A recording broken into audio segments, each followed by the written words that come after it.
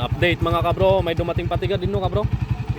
Victoria. Ayun si Sir from Victoria. Ito yung motor niya. Pinakahuling dumating. Connecting rod na mga kabro. Tapos tagas, timing gear. Patay na natin para lumamig. Okay, dito update pa yung mga overall natin dito. Ito overall yung kanina. Ayun si Sir. Ito naman ipoport natin yung cylinder head. Gusto ni Bossing na mas maganda pa yung arangkada. Ayan, porting sa head.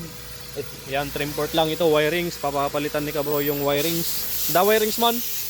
Okay. Ha?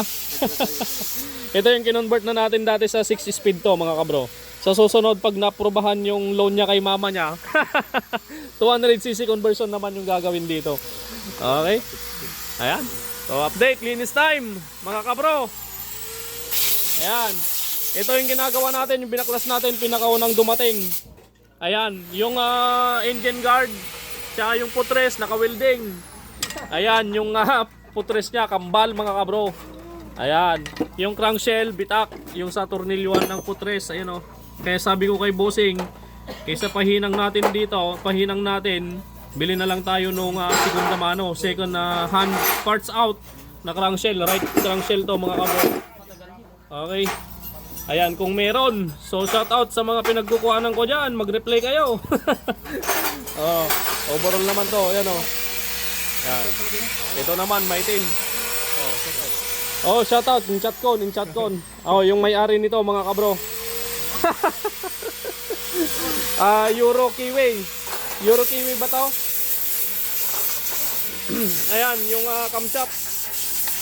Narunot. Napudpod. Camshaft. Tapos cylinder head, yung bahay ng camshaft. Ayan oh. Wala nang sirsirbito. Parang nagkaroon ng thread pare. Oh, Kabro, nagkaroon ng thread. Rocker arm. Oh. Rocker arm, cam follower narunot. Oh. Wala na, palit to ng buong cylinder head. Palit buong cylinder head kaka camshaft. Ayan. Oh, gawa ka na lang ng iba. Pending muna. Pending muna to. Euro. At yung isang helper natin mga Kabro, may chinutune up siya dito. Motor ni Pap. Yung helper nating pinakabata. Yung pinakabata nating helper nag-tune up. Ayan o. Yok. Wow. Napaka-smooth ng tune up mo ah. Yan si Kakiskis Vlog. Oh. Smooth. Tune up chainsail niya yan mga Kabro. Ayan. Chinek ko lang kanina kung goods yung clearance is goods naman. Nakuha niya yung tinuro natin. Ano Yok? Itono mo lang yung carburetor, itaas mo ng konti yung idle, medyo mababa.